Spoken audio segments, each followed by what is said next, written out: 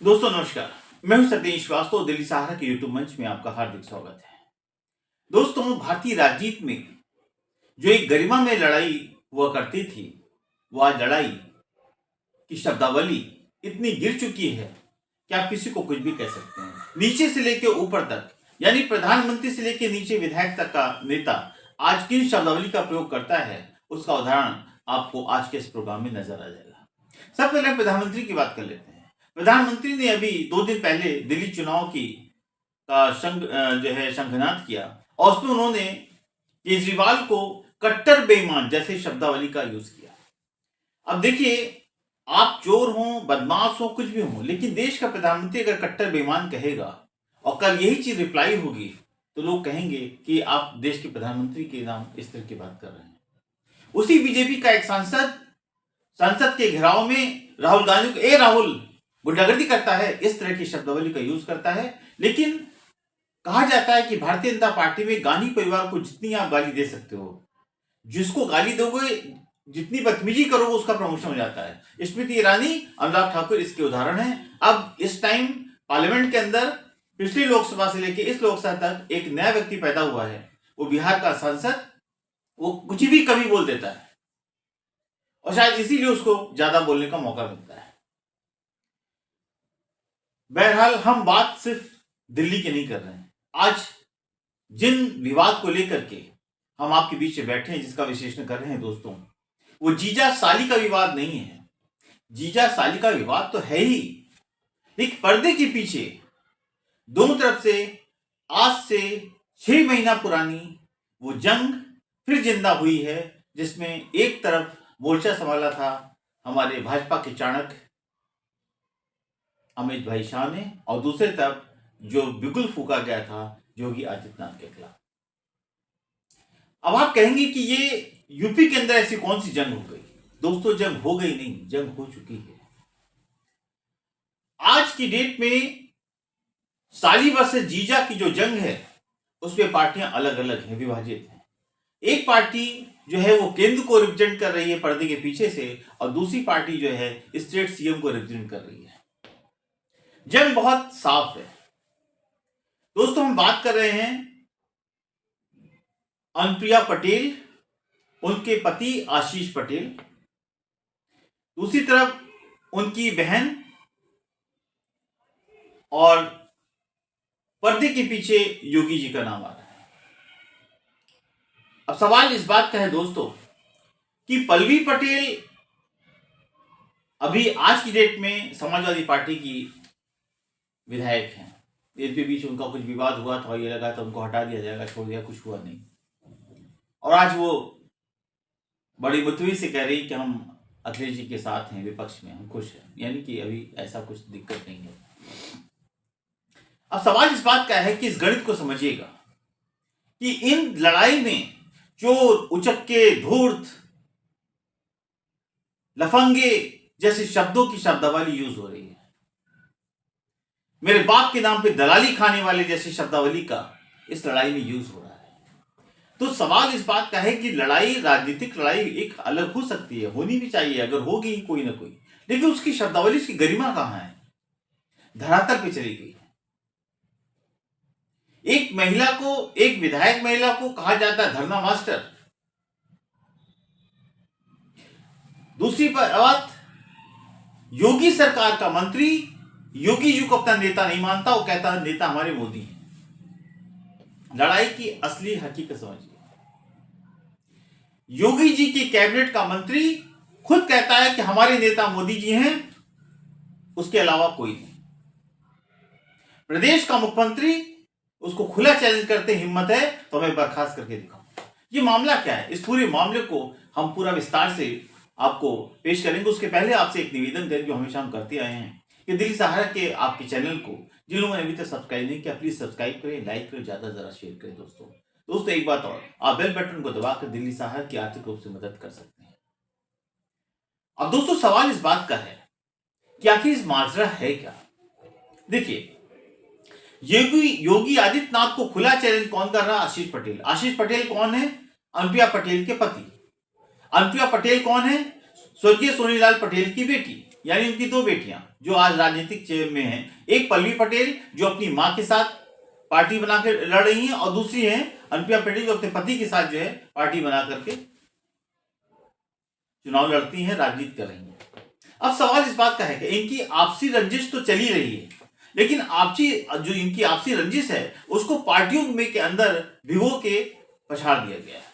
आप कहेंगे ये कैसे? देखिए, जब आपको हम 6 महीने पहले ले जाएंगे, जब लोकसभा के चुनाव हो गए थे और मौर्य जी ने योगी जी के खिलाफ जो है मोर्चा खोल रखा था कि यूपी के हार के कारण योगी जी हैं और उनका इस्तीफा होना चाहिए। सवाल इस बात का है कि अगर योगी जी जिम्मेदार थे तो मौर्य क्यों नहीं? अगर आप कहते हो बहुत बड़े नेता है तो आप खुद अपने कौशांबी की सीट हार गए, उसका जिम्मेदार कौन? लेकिन योगी के खिलाफ एक बिगुल फूंका गया और उसके पर्दे के पीछे भाजपा का शीर्ष नेतृत्व, खासतौर से चाणक्य उनके पीछे थे। यहां तक कि यूपी के प्रेसिडेंट को लेकर के मौर्य दिल्ली में धरना दिए, कई दिनों तक बैठे रहे और ये मुहिम चलाते रहे कि योगी आदित्यनाथ को हटा दो। सवाल इस बात का है कि मोदी के बाद योगी का नाम जब चलता है तो अमित शाह को दिक्कत तो होगी, क्योंकि अमित शाह ये मानते हैं कि योगी के बाद सिर्फ अमित शाह, तीसरा कोई नहीं। इसी मुहिम के तहत योगी को हटाने की एक बहुत बड़ी कॉन्स्पिरेसी की गई। काफी दिन तक विवाद चला, लेकिन दोस्तों योगी के पीछे कोई हो ना हो, आरएसएस एक अंधे भक्त की तरह उनके पीछे खड़ी गई और आरएसएस ने साफ कह दिया कि भविष्य का नेता योगी है, मोदी ने। इसलिए हमें भविष्य की परिपाटी को देखते हुए, भविष्य की योजना को देखते हुए हमें योगी को आगे लाना है। यानी मोदी के बाद योगी को आरएसएस मानती है। वो गुजरात तो अभी तरफ से अमित शाह को नहीं मानती कि मोदी के बाद अमित शाह इस देश का नेतृत्व कर सकते हैं। लड़ाई यही है, लेकिन अंतोगत्वा क्या हुआ कि तमाम मुहिम के बाद भी आरएसएस के आगे इनको झुकना पड़ा और योगी के खिलाफ मुहिम को शांत करना पड़ा या ठंडे बस्ते में डालना पड़ा। उस समय मौके का फायदा उठा करके आशीष पटेल जो अनुप्रिया पटेल के पति हैं, इन्होंने बैकवर्ड नाम पे जो है पिछड़ों के नाम की राजनीति की और कहा गया कि उनके जो काम थे वो नहीं किए गए, पिछड़ों में आक्रोश से, इसलिए हम चुनाव हारे। यानी एक उन्होंने सीधे तौर पर नहीं तो पर्दे के पीछे से योगी सरकार पे रामबाण खींच दिया। उन्होंने सोचा कि मौका बढ़िया है, इस टाइम जो है अगर दो तरफ से वार होगा शायद आला कमान योगी को हटाने का काम शुरू कर देगा। लेकिन मैं कई बार कह चुका हूं, योगी इतने हल्के खिलाड़ी नहीं है। योगी थे, योगी हैं और योगी रहेंगे, इस बात को भाजपा के लोगों को समझ लेना चाहिए। लेकिन आशीष पटेल ने अनुप्रिया पटेल के कहने पर यह मुहिम चलाई और योगी के खिलाफ फिलहाल सफल नहीं, ना मौर्य जी सफल हुए और ना ही आशीष पटेल और अनुप्रिया पटेल सफल हुए। आज देखिए क्या है, इस बीच में क्या हुआ कि बीच में 1 महीने बाद पल्लवी पटेल ने योगी से रात में मुलाकात की। यह मुलाकात लोगों को कांटों की तरह चुभ गई। उनको लगा कि भाजपा के अंदर अभी सोनूलाल पटेल का जो एक पूरा परिवार है, अनुप्रिया पटेल का, वो भाजपा के अंदर है। अगर पल्लवी पटेल आ गई तो फिर क्या होगा? और योगी ने वही किया जो राजनीति की जानकार करना चाहती है। जब देखा कि एक बहन बहुत ज्यादा कूद रही है तो उन्होंने दूसरे को ला करके एंट्री दे दी। 1 घंटे की, आधे घंटे की मुलाकात हुई और राजनीतिक माहौल बदल गया, लेकिन कुछ हुआ नहीं। अब अभी जो मेन मामला यूपी का आया है, आशीष पटेल इस टाइम प्राविधिक शिक्षा के मंत्री हैं योगी सरकार के। पल्लवी पटेल जो विधायक हैं समाजवादी पार्टी के टिकट पर, उन्होंने राज्यपाल से मिलकर, मुख्यमंत्री से मिलकर के और तमाम जगहों पर एक कंप्लेंट की है कि यहां पर एक भारी घोटाला हुआ है इस डिपार्टमेंट के अंदर। 3000 अभ्यर्थियों के भविष्य के साथ खिलवाड़ हुआ है। इमीडिएट जो डीपीसी के माध्यम से तैयार की गई उसको रिजेक्ट किया जाए, मंत्री को बर्खास्त किया जाए और सीबीआई इंक्वायरी की जाए।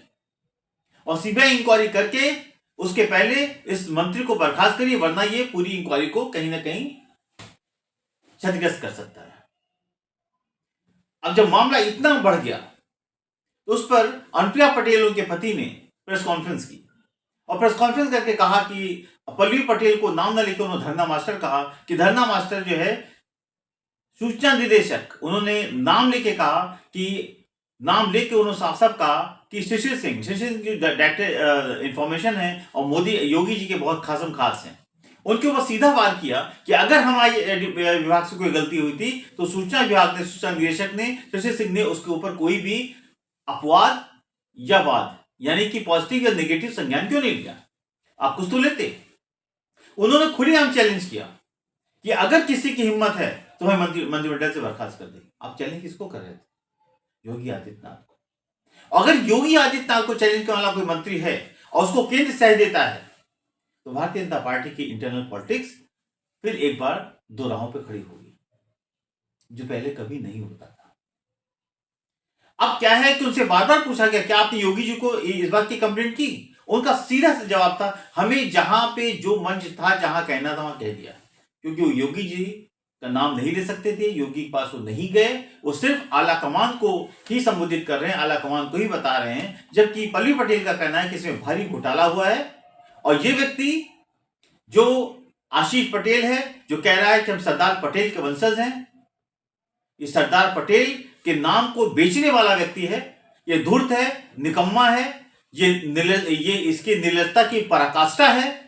ऐसी शब्दावली के पल्लवी पटेल ने साफ तौर पे एक इंटरव्यू में कहा है कि व्यक्ति जो है धूर्त है, बदमाश है, इसने पटेल जी के नाम को, स्वर्गीय पटेल के नाम को बेचा है, उसकी दलाली की है।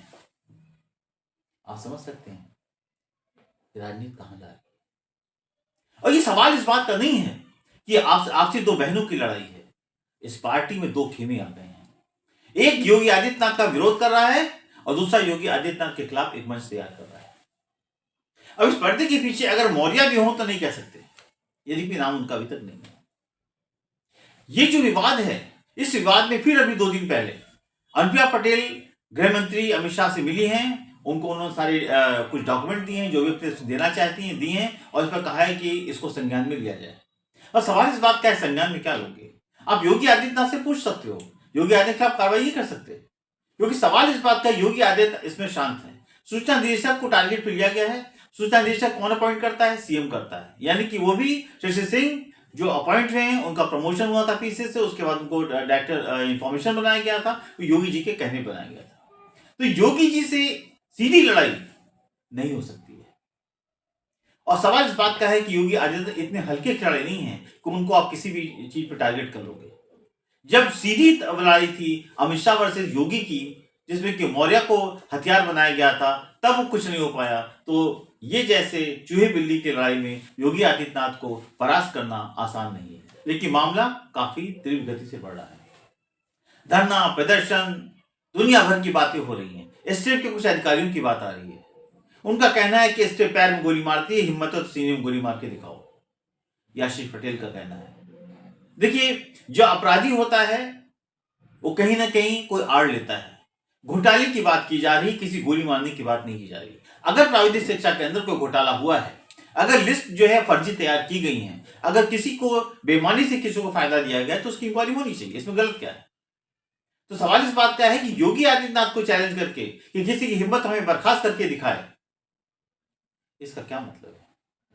इसका मतलब तो साफ है कि अगर आप सीएम को चैलेंज कर रहे हो तो आलाकमान को पहले उस मंत्री को बर्खास्त करना चाहिए, हटा देना चाहिए। क्योंकि आज अगर सीएम को चैलेंज करने वाला व्यक्ति का आप साथ दोगे तो कल पीएम और गृहमंत्री को चैलेंज करने वाले व्यक्ति का दूसरा व्यक्ति साथ देगा। ये गलत परिपाटी अगर रखी गई तो आगे इसका नुकसान भी पार्टी को उठाना पड़ेगा। अब सवाल इस बात का है दोस्तों कि इसमें होगा क्या? ये जंग तो चल रही है, ये जंग सिर्फ दो बहनों की नहीं है, ये जीजा और शाली की ही जंग नहीं है। जीजा शाली की लड़ाई तो है ही है, इसके पीछे जो भाजपा का दो बड़ा गुट आमने सामने है वो पर्दे के पीछे है। एक गुट पहले योगी आदित्यनाथ को निशाने पे ले चुका है और मौके की ताड़ में रहता है, और दूसरा गुट ये है कि वो योगी आदित्यनाथ को दूसरों के शय पर पर्दे के पीछे से वार करना चाहता है, क्योंकि वो चाहता है कि पिछड़ों की राजनीति करके शायद कुछ फायदा उठा ले। लेकिन एक बात कहें दोस्तों, अनुप्रिया पटेल बड़े मुश्किल से चुनाव जीत पाई थी। योगी आदित्यनाथ आप कुछ भी कहिए, यूपी के अंदर भारतीय जनता पार्टी के अंदर अगर कोई नेता है जो जिंदा है और जिंदा नजर आता है वो योगी आदित्यनाथ हैं। योगी आदित्यनाथ को हटाने, खत्म करने की कोई भी चाहत कभी भी भाजपा का कोई शीर्ष नेता पूरा नहीं कर पाएगा, क्योंकि उनके साथ जनमानस तो है ही है, उसके साथ साथ आरएसएस उनके साथ है। और यही एक उदाहरण है कि लाभ चाहने के बावजूद महाराष्ट्र में देवेंद्र फडणवीस को नहीं चाहते हुए भी मुख्यमंत्री बनाया गया क्योंकि आरएसएस उस पर अडिग थी, जबकि शीर्ष नेतृत्व नहीं चाहता था। तो यहां पर आरएसएस योगी के साथ है और ये छुड़भैये की लड़ाई में जो इशारा किया गया है इससे कुछ नहीं होगा। न्याय की मांग सब कर रहे हैं, आशीष पटेल भी न्याय की मांग कर रहे हैं, पल्लवी पटेल भी न्याय की मांग कर रहे हैं, लेकिन मामला वही है। मामला किस गुट को कैसे परास्त किया जाए, मामला ये है। लेकिन जो मोटे तौर पे बात है वो ये है कि जो दो आलाकमान आमने सामने आ रहे हैं इस मुद्दे को लेकर, उस मुद्दे की जो है सच्चाई क्या है। सच्चाई ये है कि अगर ऐसा कोई घोटाला हुआ है, इसमें गवर्नर को भी इन्फॉर्म किया गया है, सीएम को सीधे तौर पर शायद नहीं दिया गया है, लेकिन इसकी पूरी सही जांच होनी चाहिए। और वाकई अगर ऐसा कुछ हुआ है, जिसकी चांसेस ज्यादा है कि ऐसा कुछ हुआ है, प्राविधिक शिक्षा मंत्री के खिलाफ कार्रवाई होनी चाहिए। लेकिन सवाल इस बात का कार्रवाई होगी तो ये यूपी का जो सहयोगी दल है ये अपनी टांग खींचेगा, यानी कि साफ धमकी देगा कि अगर आपने कार्रवाई की तो हम आपसे अलग हट जाएंगे। भाजपा की सोच दूसरी है, एक ईंट से दो शिकार। अगर इस मंत्री को आगे करके योगी के खिलाफ इस्तेमाल किया गया तो शायद हमारा सपना पूरा हो जाए। लेकिन कहा यह जाएगा कि अगर इस मंत्री के खिलाफ कोई कार्रवाई होती है तो कल सहयोगी दल पार्टी छोड़ के चले जाएंगे, एनडीए छोड़ के चले जाएंगे। उसके बाद अगर हमें यूपी में कल जरूरत पड़ेगी तो हम ये काम नहीं कर पाएंगे। 27 में चुनाव है। अब दोस्तों सवाल इस बात का होगा क्या, योगी न हारे थे, न हारे हैं, न हारेंगे। अंतोगत्वा मामले को ठंडे बस्ते में ही डालना पड़ेगा, और ठंडे बस्ते में भले इस मामले को आप डाल दीजिए, लेकिन सच्चाई ये है दोस्तों कि इस मामले को ठंडे बस्ते में डालने के बावजूद ये जंग चलती रहेगी और हो सकता है चुनाव के आते आते काफी भी विकराल रूप धारण कर ले। क्योंकि जिस सूचना निदेशक के ऊपर सीधा वार किया गया है, जब सीएम को खुलेआम चैलेंज किया गया है, तो ये लड़ाई इतनी आसान नहीं है और लड़ाई इतनी जल्दी शांत होने वाली भी नहीं है। लड़ाई तो होगी और इस लड़ाई में क्या होगा ये वक्त बताएगा। बार बार कहा गया पल्लवी पटेल को कि आप भाजपा में जाने का रास्ता ढूंढ रही हैं, या आशीष पटेल ने भी कहा जो उनका माध्यम वो गलत है। यानी उनका कहना था कि योगी जी के थ्रू अगर भाजपा में जाते हो तो शायद आप सक्सेस नहीं होंगे, आप मोदी जी के थ्रू जाइए तो शायद सक्सेस हो जाए। पल्लवी पटेल का कहना है कि हम अखिलेश के विपक्ष में खुश हैं, हमें भाजपा में जाने की जरूरत नहीं है, और जिन लोग को हमारी चिंता है वो हमारी चिंता करना छोड़ दें। ये लड़ाई निश्चित रूप से पारिवारिक लड़ाई होकर के आज दो पार्टियों की जद्दोजहद में हो गई है। लेकिन दोस्तों एक बात तो सही है कि अगर बच्चों के साथ, प्रतिभागी छात्रों के साथ अन्याय हुआ है, 3000 छात्रों का भविष्य अधर में है, जिसकी पूरी सही सीबीआई इंक्वायरी होनी चाहिए, इसका रास्ता निकलना चाहिए। इसमें भाजपा या अमित शाह या योगी या आशीष पटेल, अनुप्रिया पटेल, पल्लवी पटेल का मैटर नहीं है, लेकिन इसको निशाने पे लिया गया है क्योंकि अनुप्रिया पटेल इसमें कहीं ना कहीं अपने पति को बचाने की कोशिश कर रही हैं, और उन्होंने ऐसा इसलिए किया है कि पहले इतना चिल्ला दो, इतनी दहशत पैदा कर दो कि सामने वाला आपकी गलती की तरफ कुछ बोलने से कतराता रहे। अभी तो योगी जी शांत थे दोस्तों, सूचना अधिकारी को आपने सीधे टारगेट पे लिया है, कर आप कुछ नहीं पाएंगे क्योंकि योगी आदित्यनाथ जी उनको सूचना निदेशक बनाया है। लेकिन बात तय है, ये जंग जारी रहेगी। अब अगर भाजपा आला कमान ने कोई भी एक्शन लेने की कोशिश की तो निश्चित रूप से स्थितियां बिगड़ जाएंगी, क्योंकि योगी आदित्यनाथ किसी की ओर पर चुप रहने वालों में से नहीं है। इसलिए इस मामले को ठंडे बस्ते में डालना ही एक समय की सही जागरूकता होगी, सही पहचान होगी, सही निर्णय होगा। क्योंकि अगर इंक्वायरी हुई तो पूरी उम्मीद है कि आशीष पटेल फंस सकते हैं। अगर ये घोटाला नहीं होता तो ये सामने इस तरह की बात नहीं आती। दोस्तों आपको हमारा आज का ये प्रोग्राम कैसा लगा, प्लीज कमेंट बॉक्स में कमेंट्स करें, लाइक करें, ज्यादा शेयर करें। मैं हूं सतीश श्रीवास्तव, कल फिर एक नए विश्लेषण के साथ आपके बीच में मुलाकात करूंगा। नमस्कार।